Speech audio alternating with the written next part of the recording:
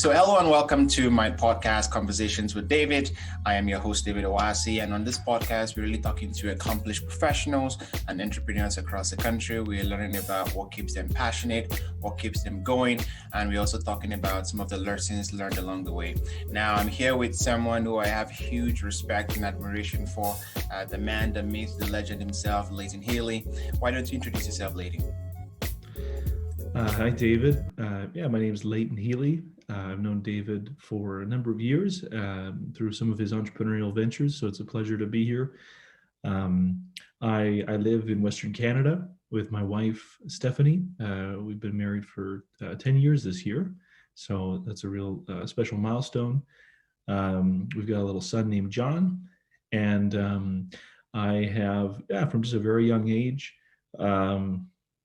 pursued, I guess, what we would label entrepreneurial ventures, and have a real passion for it, have a real passion for new venture creation and building and scaling really effective teams, have a real passion for, I would say, just the business of business, and other interests as well, but certainly I think for your audience, I've walked in their footsteps before, and I've been at those moments where, at the very outset of new ventures, and I've been been in the rocky, choppy waters, and I've been at the top of the mountain, and, all along the way. And so happy to be of service. Thanks, Leighton, for the introduction. And I'm super excited to have this conversation, just to talk through your journey and just to share some of the wisdom you've learned through the years. And for the purpose of our listeners, Leighton was one of my very first executive coaches. He didn't coach me directly, but I was privileged to be part of some of his executive sessions, which really was very key to some of my personal growth and development.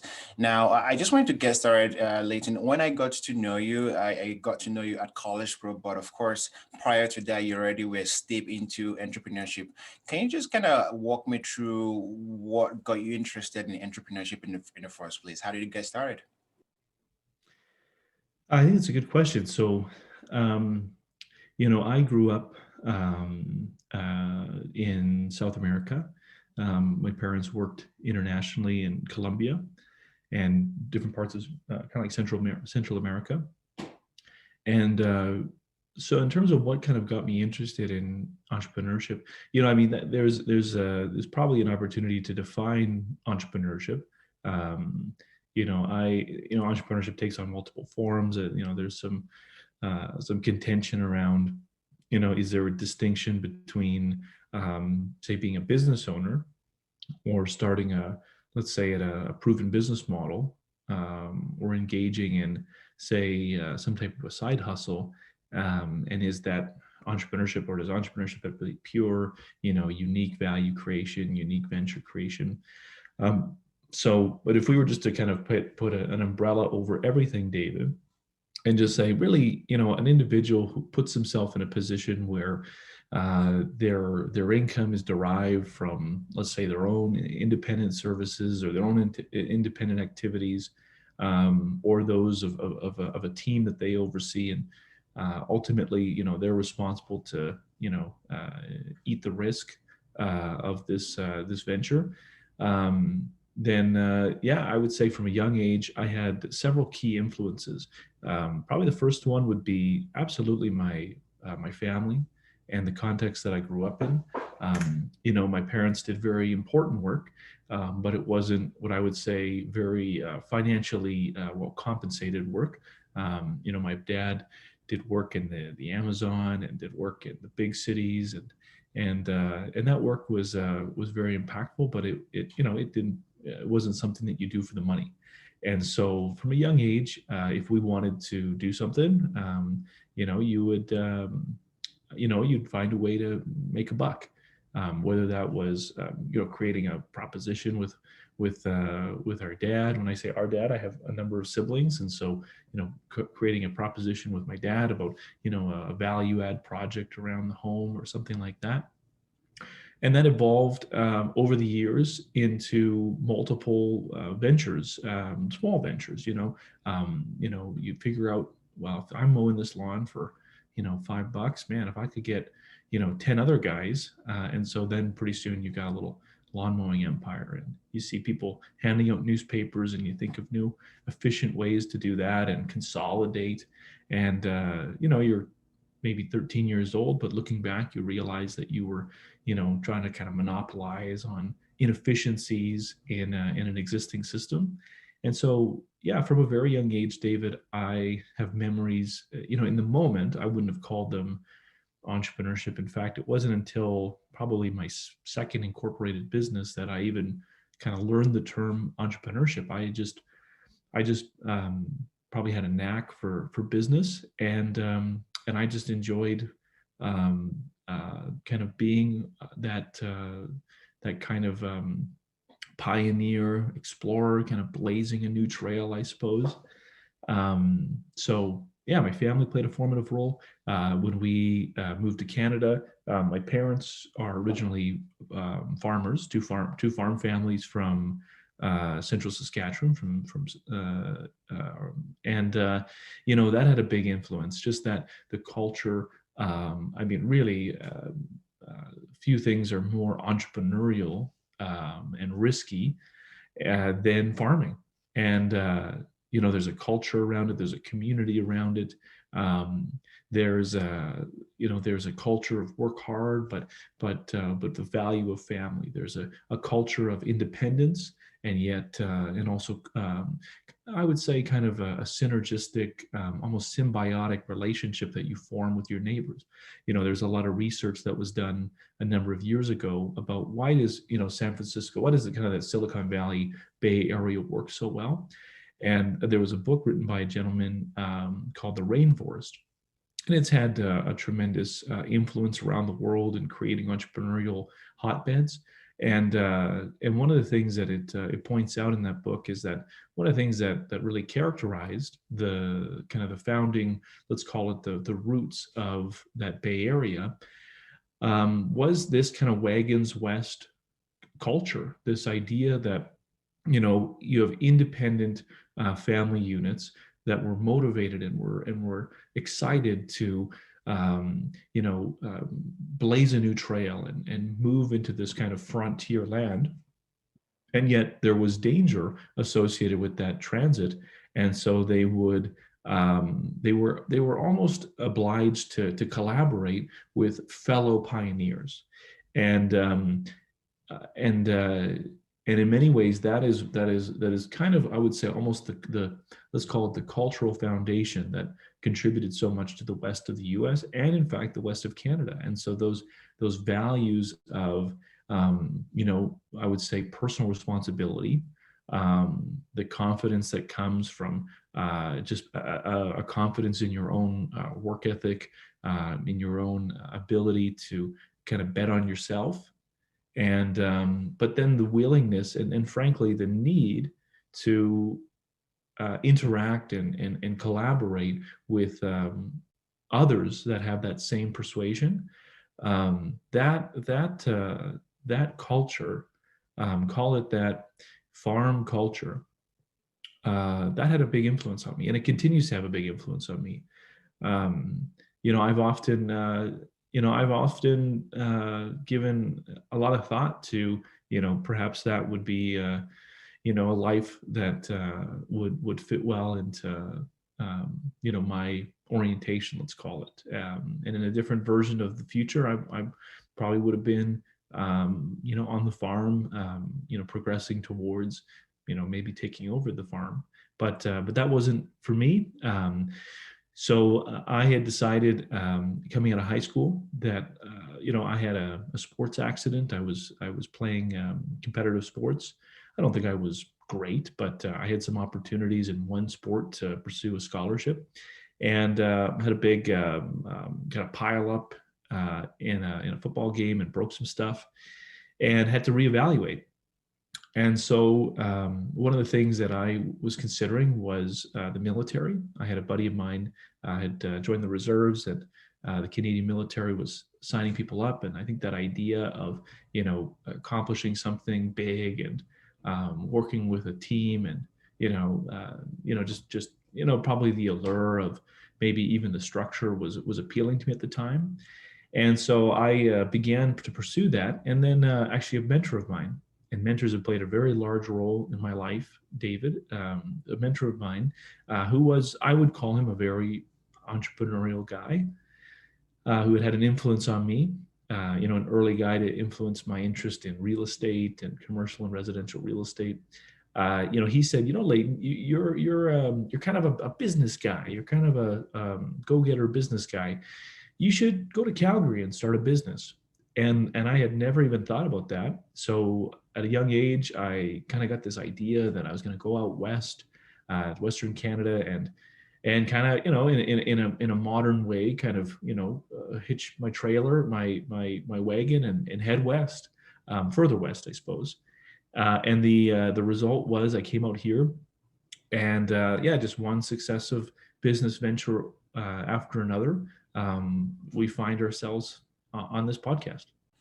That's awesome. That's a very robust answer to sort of almost the history of entrepreneurship in Norway, in North America, and you and your family's history plays into that. But later, one of the things I know that you always talk about is that not all entrepreneurs are the same, and I think you touched that in your response. I believe there is a talk about 4 types of entrepreneurs. There's the type 1, 2, 3, and 4. Can you just kind of lay out what that looks like, and how you can recognize what type of entrepreneur you are, and how that changes how you approach entrepreneurship? Yeah, so that's something that I've kind of arrived at over working with a lot of entrepreneurs. You had referenced that I have had a fair bit of experience, I would say informally and formally coaching entrepreneurs, or let's call them people that aspire to be in business for themselves. Let's say that. And so, individuals that kind of fit that mold, I've probably personally coached several hundred of them. And what I learned through that and through my own ventures, and I have a real passion for reading, and just reading, and I have a passion for listening and learning from, I would say, and observing the decisions and the activities of others.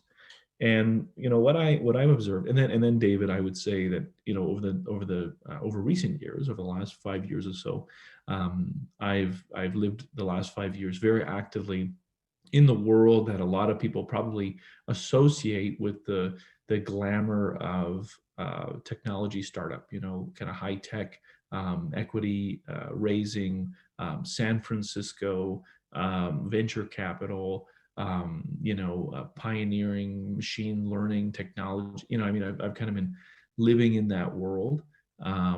And so you just see a variety of what I would say would be different styles of entrepreneurship. So here's the roots of it.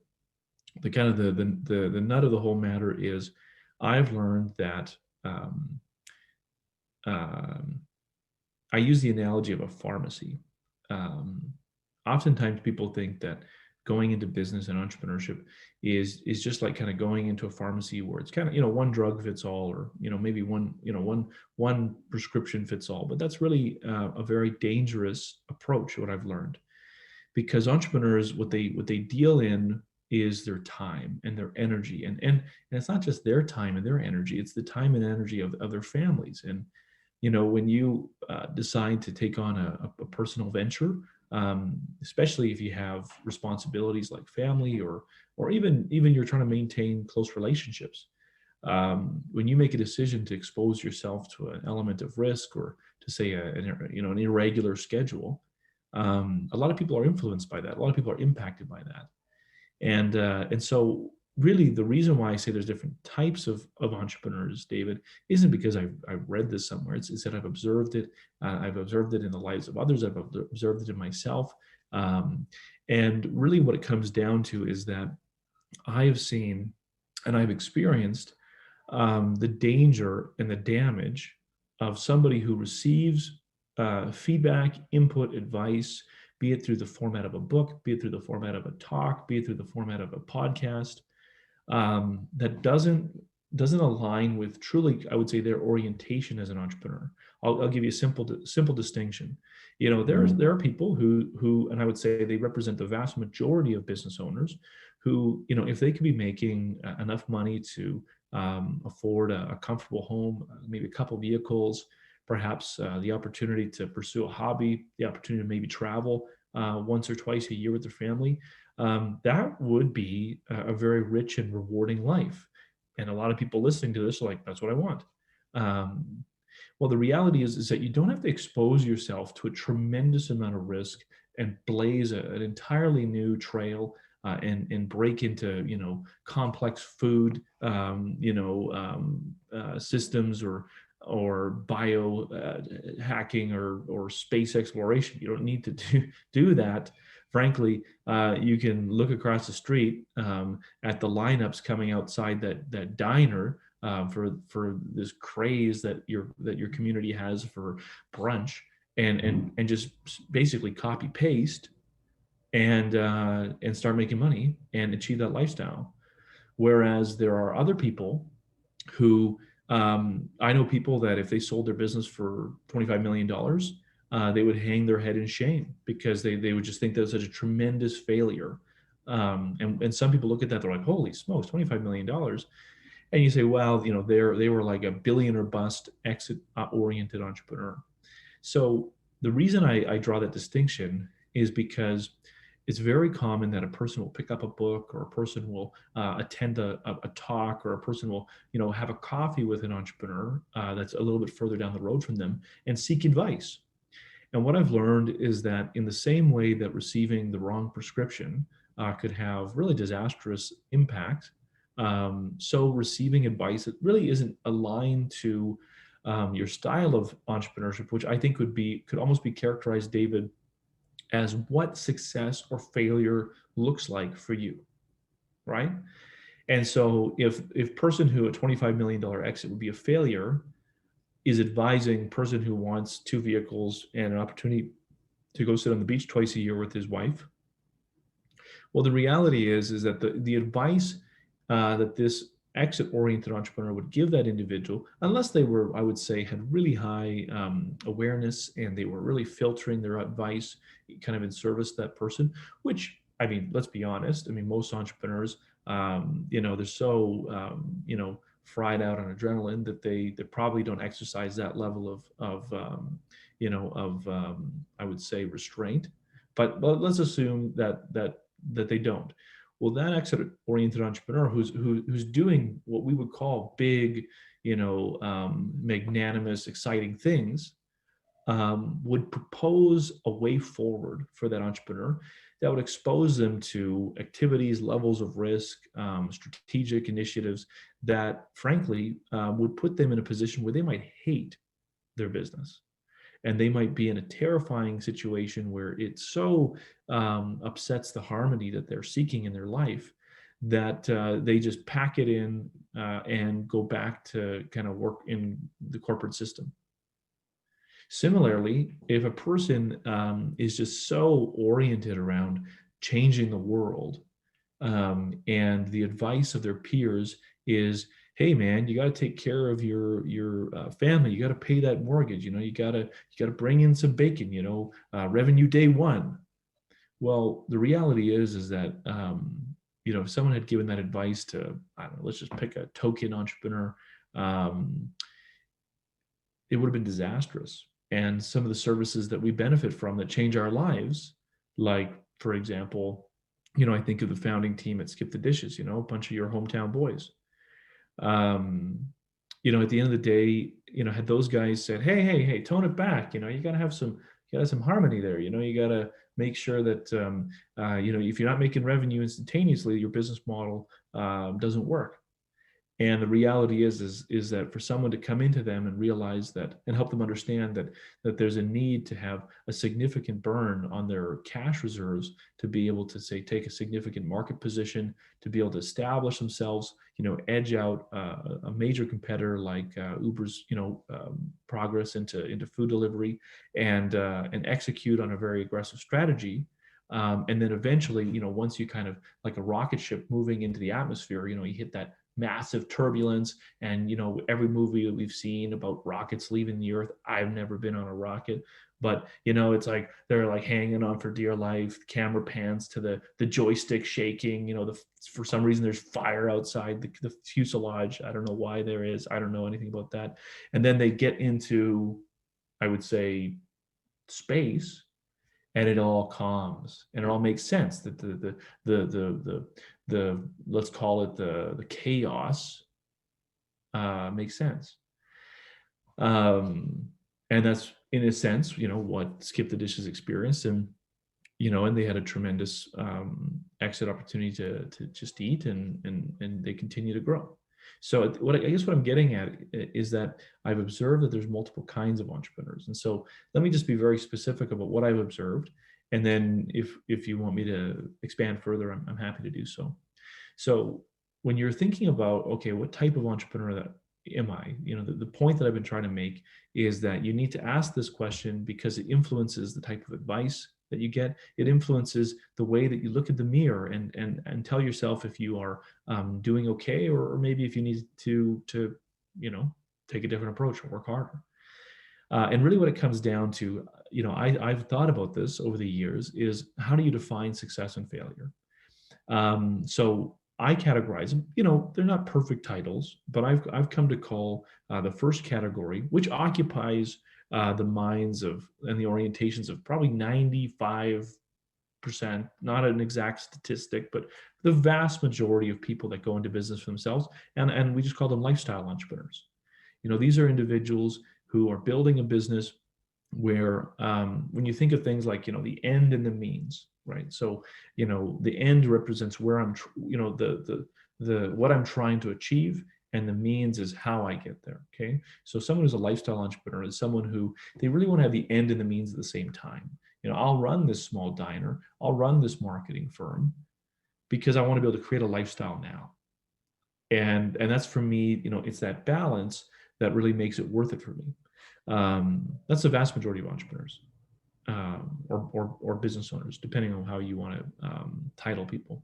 The second one is what I call exit-oriented entrepreneurs. This is somebody who would kind of start the business with the goal of selling it, and the means, meaning the sacrifices, the decisions, the foregone salaries, all of that is justified by the end. And the end is some hypothetical future exit, whether it's I suppose flipping a large apartment complex, or in my world it's let's say taking a business to an acquisition, to a major software company like SAP or Salesforce or what have you. So in that case, that person has such a different orientation. Really the business is this thing that's detached from them, and they are just so focused on moving that thing forward. And there's pros and cons to each of these personalities. Exit-oriented entrepreneurs, probably have a healthier detachment of their identity from their business, but probably more common to be sociopaths, and then there's what I call legacy-oriented entrepreneurs. Those are individuals who are people where for them success looks like this business that they build outlives them. Sometimes you'll hear people say things like, your business are like your children. They shouldn't die before you do. They'll say things like that. Sounds really cool. Like someone who has like a social media side hustle. It's like, yeah, it makes sense. But at the end of the day, it makes no sense for what I would say a lifestyle entrepreneur. Whereas a legacy-oriented entrepreneur, that's really someone like, it's easy to reach for huge examples, people like Bill Gates or something like that. These are individuals where they really wanted to put a dent in the universe, and business was their sledgehammer. You know what I mean? Now, pros and cons to those people, right? On one side, they tend to build tremendous organizations, or they tend to go down with the ship, and sometimes those people don't get a repeat. And sometimes they don't take care of themselves. because like, oh, you know, I get so much, again, the means in the end, the means for a legacy entrepreneur, the means, like the struggle is the end. Like it's like building is the payment. You know what I'm saying? And so for those types of people, sometimes they don't take care of themselves, you know, like sometimes, you know, they're so focused, they're so like fired up about what they're building, that they don't actually give any thought and attention to, you know, you got to pay your bills, you know. And then there's a fourth category, which is a category, and it's something, if you were to ask me, say 4 or 5 years ago, how many types of entrepreneurs, I'd probably say 3. Now I say 4. And the fourth is what I call con artists. You know, people who, they love the buzz and the allure of the entrepreneurship community. They're always super quick to, you know, print a business card and be the CEO of something that doesn't do anything. Um, and and in my world, you know, I've seen people that are fantastic storytellers, and they storytell their way into teams, and they storytell their way into investors' pocketbooks, and you know, and they take a lot of resources, and they incinerate a lot of um, uh, resources that should be deferred to the previous 3 business styles or entrepreneur styles. So, you know, what I would say in all of that is that the value in understanding kind of what category you fall into. And I'll be the first to say that's, you know, it's not a perfect science. I mean, some people, you know, have characteristics of all 3, some, or all 4, I should say. Some, but I've found that people lean heavily towards one or the other. And I find it effective to expose your style as you describe what success or failure looks like.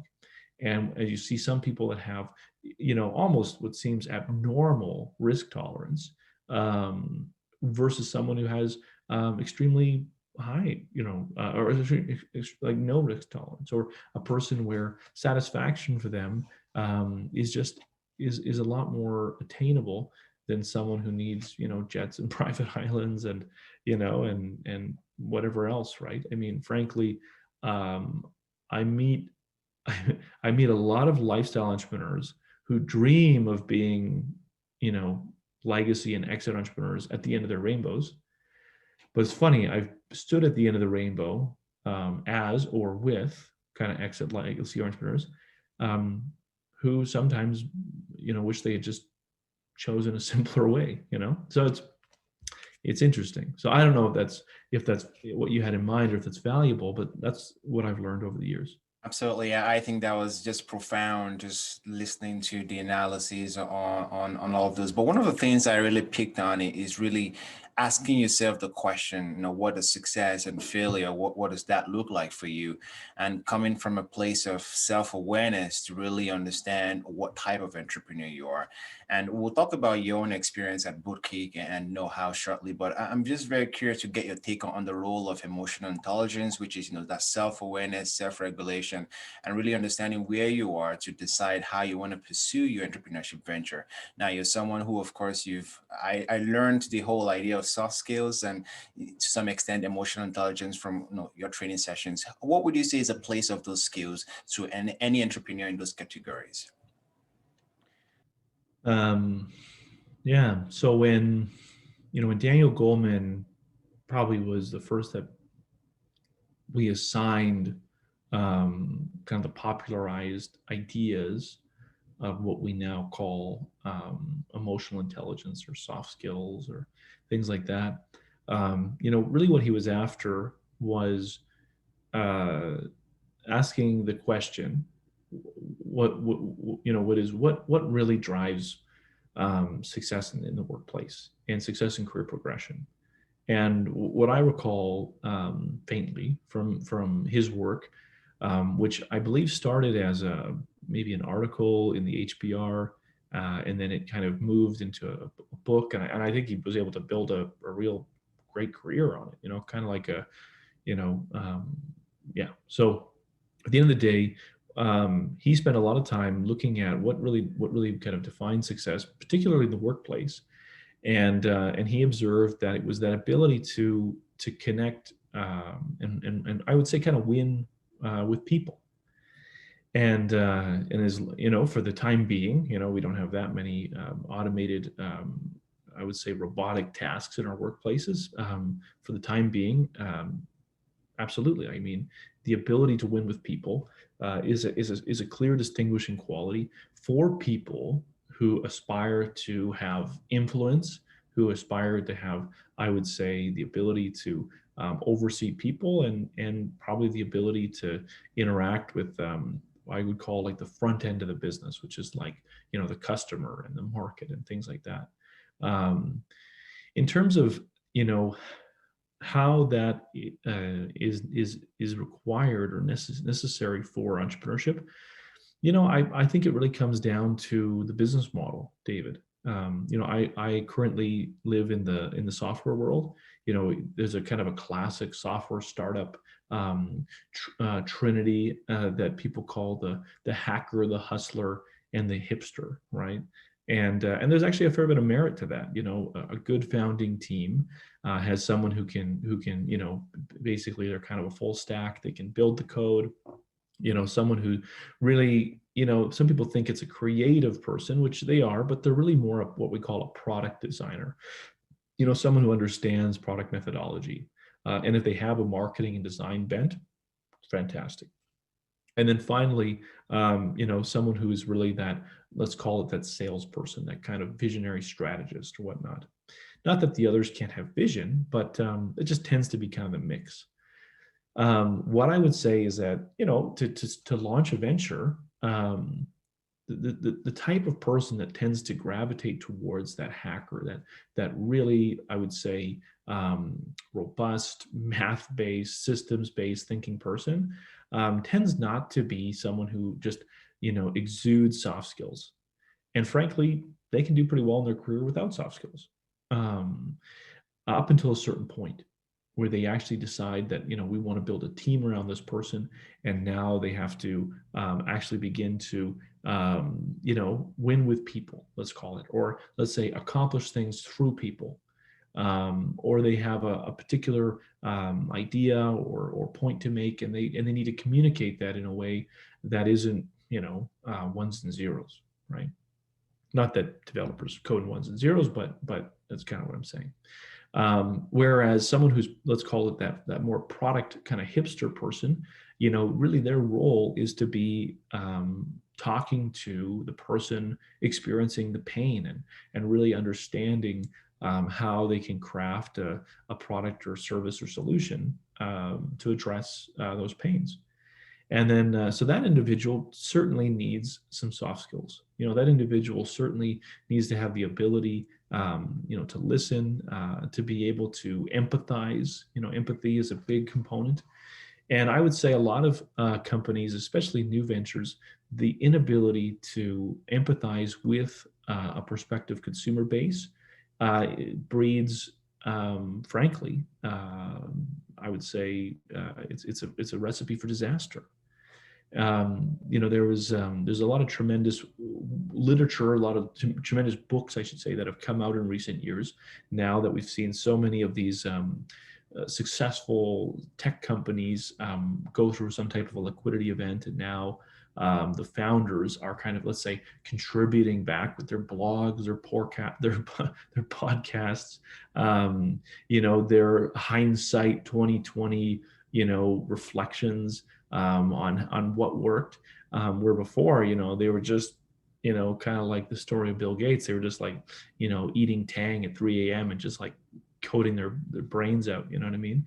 But now they're at a place where, they're really contributing, and they're sharing these stories, and we're learning about how easy it is for your ego to say, I know what you want, And you know what? The reason why you're not buying my product is because you just haven't spent enough time with it, or you just don't understand it, or because you're cheap or something like that. But I would say successful companies and successful businesses, and certainly in my world, successful technology startups, have that person. Ideally, everyone does, but they have that one person who just has this amazing ability to listen and ask the right questions. It's not that they just say, it would just write on this paper, essentially a scope for my software team. That's not what they're saying, but they follow a methodology that really requires a lot of soft skills, a lot of ability to ask the types of questions with the right tone, with the right body language, to allow that person to let their guard down and maybe talk about the aspect of their role that they're most, let's say they're most uncomfortable with, or they're most embarrassed about. But in those areas of let's call it transparency and vulnerability, you're able to dig into probably the most significant opportunity to create a market changing service or product. And so that kind of hipster person does that. And then you kind of have that hustler, that person who, I mean, the reality is that sometimes that person exudes relationship building. They have a kind of this kind of exuberant personality that people just want to be part of. And oftentimes those people don't even know. They're not really cognizant of what it is. They were just, from a young age, they just knew how to talk to people. They knew how to kind of tell a story. They knew how to kind of get people excited. They were comfortable, standing up and saying some, rousing thing. So at all of those levels, most people aren't very conscious, David, of the need. I would say they might unconsciously be demonstrating different, I would say, characteristics of soft skills and emotional intelligence. What I think really where a person makes tremendous progress in is when they move from that unconscious to conscious, when they move to that intentional refinement of their soft skills. Now, I will say, I've seen people take that level of intentionality, and they're one person at work. They're kind of this like super personable, thoughtful person, and then you kind of go for, say, dinner with them after work, and they're kind of this like totally different person. I think that soft skills and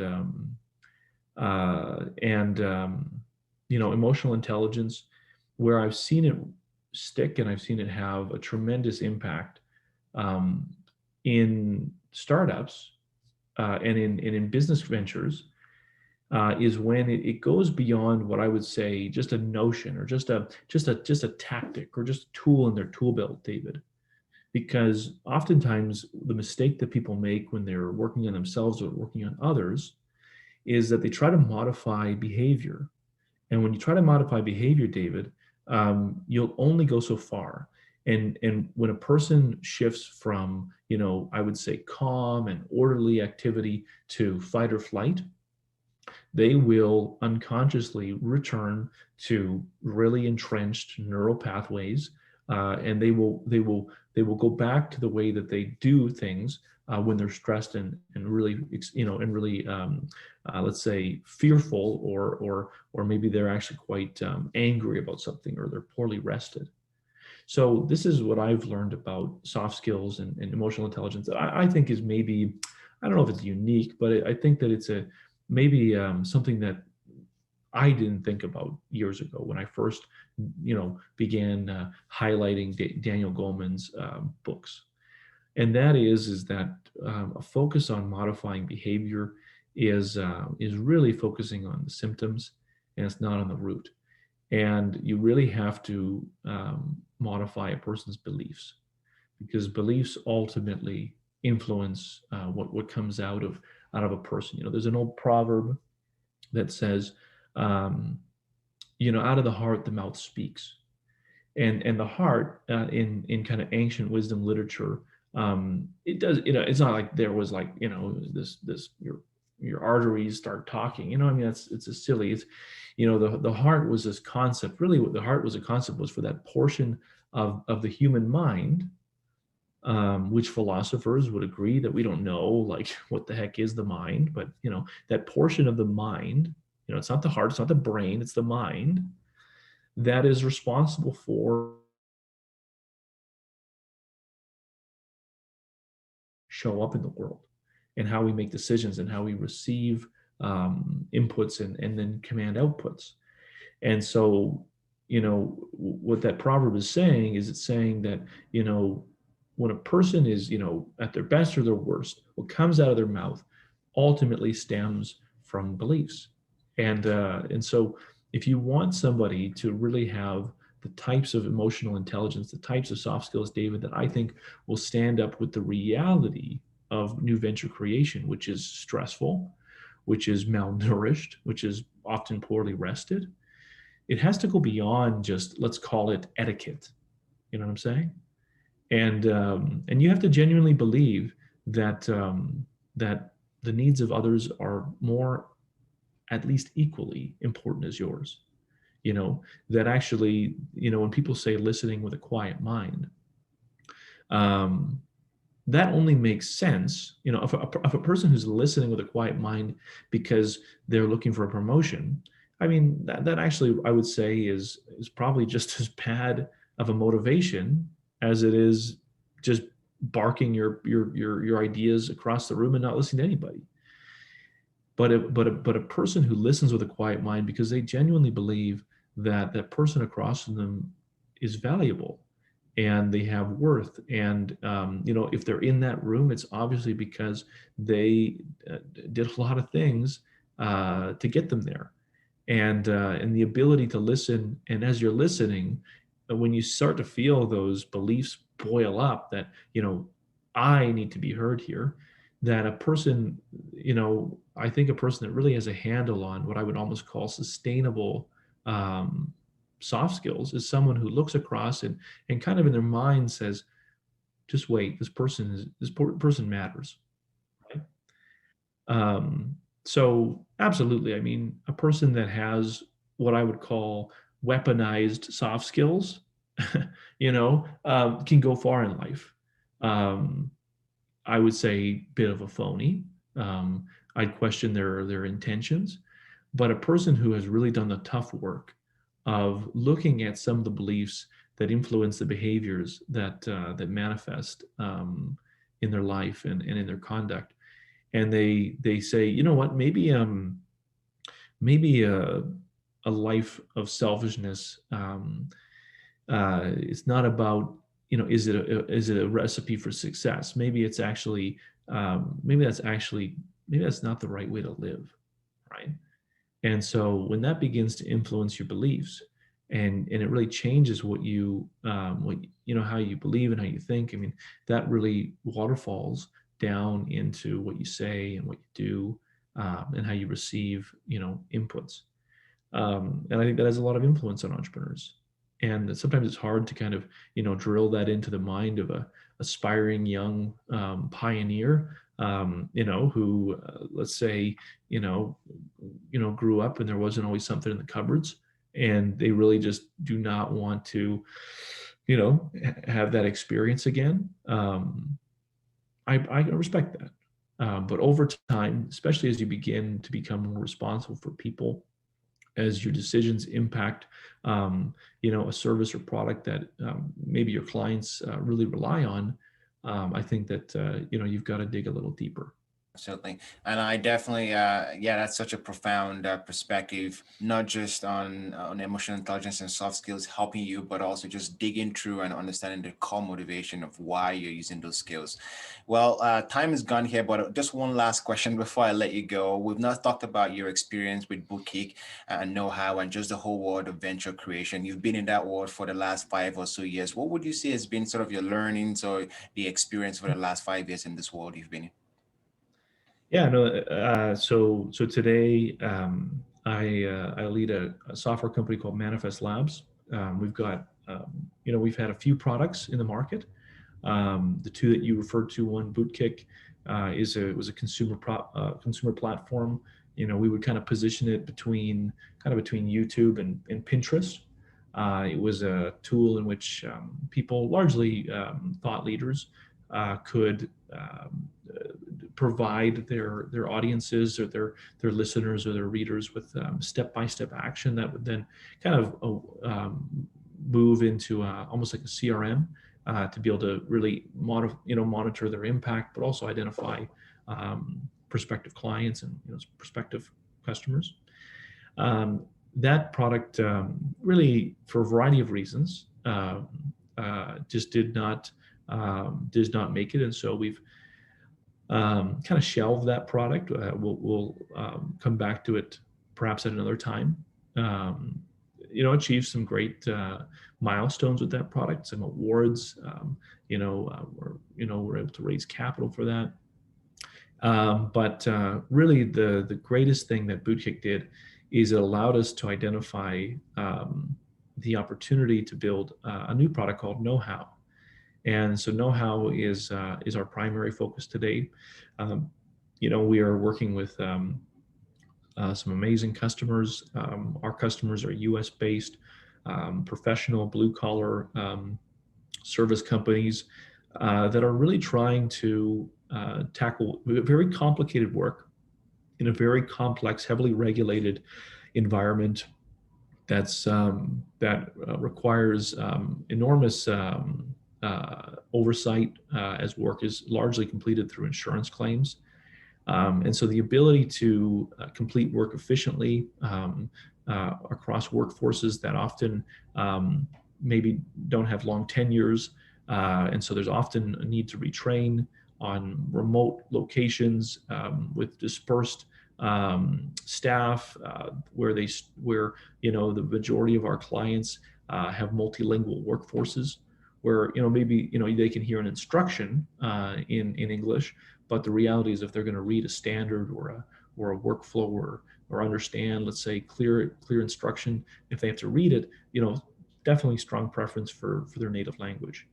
And so within that complexity, we've built a tremendous tool that really goes after the heart of some pain that we identified through 300 hours of interviewing directors of operations in a multitude of companies. And we have a real passion, a real philosophy around building product that is reflective of the pains that our clients wish they didn't have to deal with in their lives. We have a fantastic team. We're a lean team right now. My co-founder Travis, we've been shoulder to shoulder for the last 5 years through several products.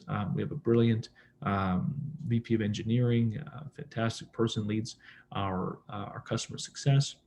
We've got a great team of advisors. We have some wonderful investors, and so in terms of your question, like what are some of the things I've learned? There's lots of things. I would put them in the bucket of self-learning and business learning. I would say I've learned just as much or more in the last 5 years than all my business experiences. It's one thing to convince yourself that you have a great business opportunity. It's another thing to say, pitch your business to 100 investment funds, and have brilliant, smart people that see a dozen deals a day, see what you don't see, right? And then find those few that see what you see. And in the ability, the excitement when the marriage of the right stakeholders come together, and you move forward and you try to put as they say, a dent in the universe, right? So today we have a growing base of primarily US based customers. We are what you call a software as a service. We service what we call kind of a business to business enterprise community. Now that we have what we would say is our core product in the market, which is in many ways, it's kind of the future of how companies can move how-to knowledge and processes and procedures and workflows, and really kind of serve as that single source of truth for all of your staff's questions across all the departments of your company. Now that we have that, we would call it that like transformational, really solid tool. That forms the core of our product, and now we're beginning to build out really amazing features that draw on that knowledge base at the center of a business, that are transforming other areas of their businesses through, and a lot of those features are enabled through, really cutting edge technology like machine learning and artificial intelligence.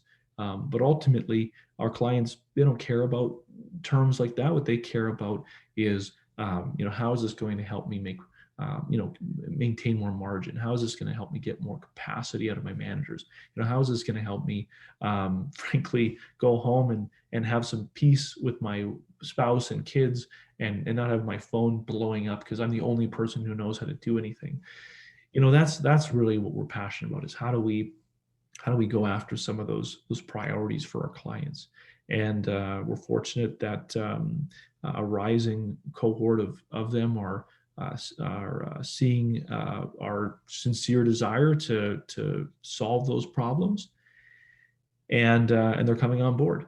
And so in the coming months, we'll need to scale quite rapidly to meet the growing demand.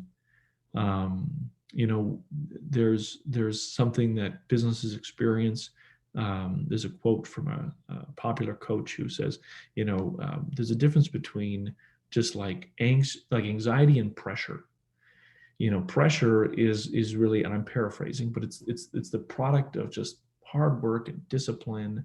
And he uses it to kind of describe the feeling that the team experiences when they're, say, like they're in the NBA finals. They're feeling pressure. And he reminds them to say, look, don't forget that pressure is a gift. And so we are experiencing pressure, which it's a tremendous gift. And sometimes it can be confused with, stress and anxiety, but in reality, like that capsule that's, careening into space, we're just trying to hold steady on that joystick. And we put a lot of faith in, the design and the philosophy and the strategy that built this business. And we got a good crew. And you're always worried about, do you have enough fuel in the tanks? But that's where we're at. That's exciting. And maybe on future conversations, if we have you on the show, we'll talk more about that. But the last question I have before I let you go is, any words of advice? And the reason why I asked that is, when the pandemic, many entrepreneurs has been affected in different ways. Any sort of last word of wisdom or advice for entrepreneurs like that? Sure. Well, what I would say is that if a person is, let's just talk to those people who are maybe thinking about, should I, go into business for myself? And what I would encourage them to do is, don't get wrapped up in so much of this buzz and so much of this activity. It's sometimes what I call the cult of entrepreneurship. Really, what you want to find out if you want to be in business for yourself is not, can I form an idea? Can I build a pitch deck? Can I, attend all these yada yada events? Like, all of that is, I think of it in the difference between dating and marriage, right? Dating, don't get me wrong, I love my wife and we have a wonderful marriage. And I can't imagine my life without her. But, when we were dating, everything was new and it was exciting. And it was, what I'm saying? There's this just mix of emotions. And, but at the end of the day, when you're married, you look back and you're like, I was such an idiot. I didn't know anything. I didn't know anything about loyalty. I didn't know anything about love. I didn't know anything about, you learn over the years. But at the end of the day, so much of what I think is kind of the buzz of entrepreneurship is just this infatuation with the dating stage. You know what I mean? The pitch, the close, the deck, the low, and those things matter. But really, when you actually build a business, and every 2 weeks payroll comes due, and you've got stakeholders and you've got customers that rely on you, and you've got landlords that don't care what your pitch deck looks like. At the end of the day, what really comes down to is do you enjoy the feeling of your actions and decisions, the product of your time is how you generate your money, is how you make your bacon, right? And so I often encourage people. There was an activity that I I'm sure that I was influenced somehow by some external resource that I read, run up, but I've just put it on paper, and I call it the entrepreneur test. And all it is it involves 4 steps, David. And the goal of it is, how can I accelerate a person who's exploring business for themselves to get them to that place where they basically experience a transaction. And so what it looks like is this. One is, don't overthink it. Just text 10 of your friends and say, hey, when you think of me and you think about something that you would ask me for help with, what would that be? And your friends might come back to you with some crazy things like, honestly, man, you're great with you're always there to help me change my tires or whatever, right? Or, you know what, you're always there. You're such a great this, or some people might get back to you and be like, dude, I can't think of anything. That's a different problem, right? But at the end of the day, they're going to identify, you're going to see a pattern where it's like, okay, well, that's not exactly what I was hoping they would say, but it seems like everybody thinks that I'm really good at like playing guitar. And so what you want to do is just make the ugliest, say I only have 10 minutes, use the ugliest ad you can possibly think of, right? With those little rippy tabs, and put it out somewhere and say, hey, guitar lessons, $10, or whatever, right? It doesn't matter what the price is. Don't try to make a buck, but just it's, the second step is build a little advertisement. The third step is deliver the service, even if it's ugly, and try to do this within like a week. You know what I'm saying? Like, don't overcomplicate it. This isn't going to be the venture you build. And then the fourth thing is, when you're done, ask for the money, right? And you say, that will be $10, please. And a person will pull out their change or whatever, and they'll give you your $10, and they'll walk away, and you'll maybe ask them, so, hey, what was your experience like? Or thank you for your business. And in that moment, when you have that private moment, David, after that little strange transaction, you'll have a moment by yourself to think. And again, what I can describe it is that, do you feel dirty, or do you feel alive? And I think business owners really say, man, I provided a value service. I did a good job. They were happy.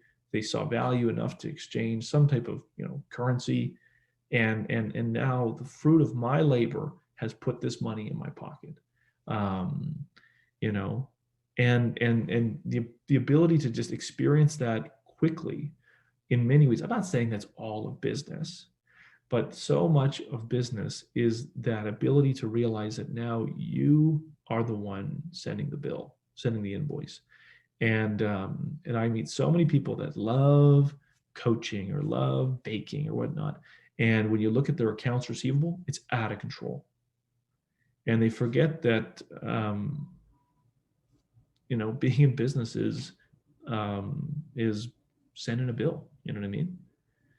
So I don't know if that is what you had in mind, but Yeah, that that's is a simple piece totally of advice. totally makes sense. Love it. It's been such a huge pleasure and honor having you on the show. I know you have a hard stop here. Thanks again for your time. I hope we can do this again sometime. But thanks for all your wisdom. Hey, thanks, David. Real pleasure, and best of luck to you and your listeners. Absolutely.